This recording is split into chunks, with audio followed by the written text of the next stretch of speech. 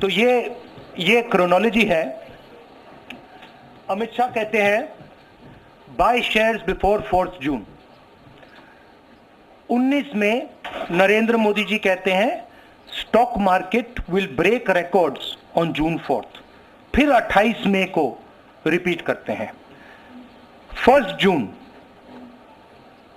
Media झूठे exit poll release करती है।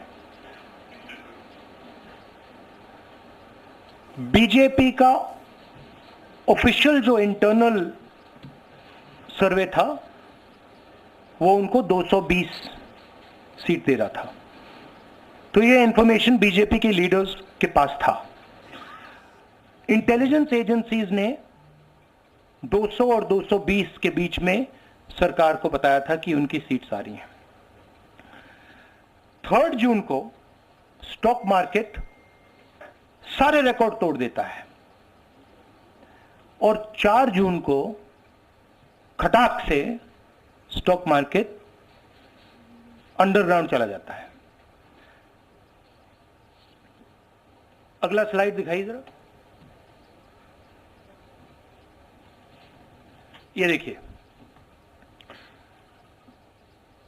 31 मई massive stock activity, more than double what was there on 30th, more than double what was there on 29, 28। ये anomaly देखिए। ये कौन लोग हैं? ये वो लोग हैं जो जानते हैं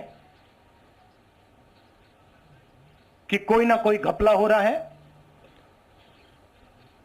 हजारों करोड़ रुपए यहां पे इन्वेस्ट हुए हैं, फॉरेन इन्वेस्टर्स ने इन्वेस्ट किए हैं और उसके बाद 30 लाख करोड़ रुपए का लॉस होता है। किसका लॉस होता है? रिटेल इन्वेस्टर्स का लॉस होता है। तो ये जो आप देख रहे हैं हिंदुस्तान की स्टॉक मार्केट की हिस्ट्री का सबसे बड़ा स्कैम है और इसके बारे में हम कुछ सवाल पूछना चाहते हैं।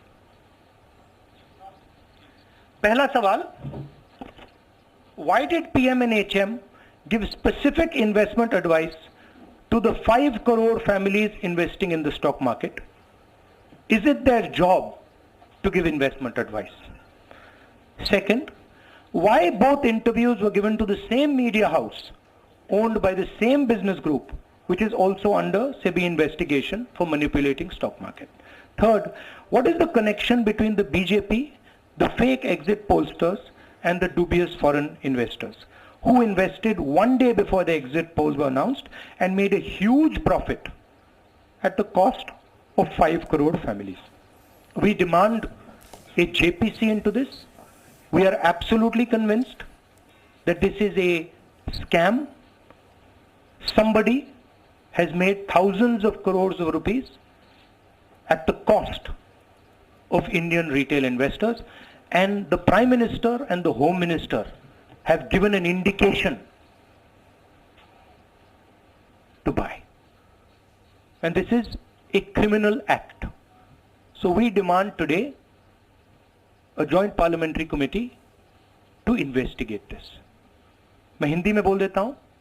प्रधानमंत्री ने देश की जनता को इन्वेस्टमेंट एडवाइस क्यों दी और 5 करोड़ परिवारों को जो इन्वेस्ट करते हैं उनको प्रधानमंत्री ने, होम मिनिस्टर ने स्टॉक खरीदने का आदेश क्यों दिया?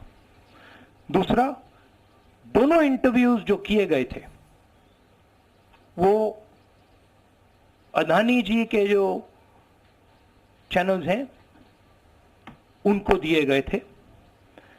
उन पर सेबी का इन्वेस्टिगेशन हो रहा है, तो उन चैनल्स का क्या रोल है? और बीजेपी के बीच में जो फेक एग्जिट पोलस्टर्स हैं और ये जो फॉरेन इन्वेस्टर्स हैं, इनके बीच में क्या कोई रिश्ता है? और अगर रिश्ता है तो क्या है? हम जेपीसी चाहते हैं, हम इन्वेस्टिगेशन चाहते हैं और देश इसकी सच्चाई जानना चाहता है। धन्यवाद। शुक्रिया राहुल जी।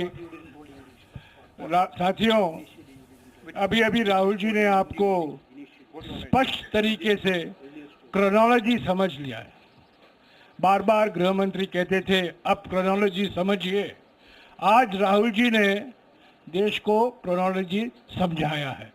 इसके ऊपर अगर आपके सवाल हैं तो एक एक करके आप पूछेंगे, एक एक करके पूछेंगे। I haven't said the chronology in English, so I'll say the chronology in English. 13th May 2024, the Home Minister says, buy shares before 4th of June. This is a clear indication to retail investors and others to buy stock. 19th May, for the first time, and then repeatedly until the 28th May, the Prime Minister says that the stock market is going to break records on 4th June. Finally, on 1st June, completely fictitious exit polls are released. These investors are given a completely wrong impression. And on the 3rd of June, as we all know, the stock market breaks all records and then crashes on the 4th of June. Whoever has made money as the stock market rose and also as the stock market crashed. And we are interested in having a joint parliamentary committee, a JPC, to investigate the role of the Prime Minister, the role of the Home Minister, role of BJP members, and also those people who have done these fake exit polls. And finally, we want to understand who are the people, these foreign investors, who did these trades. So we want an investigation for that.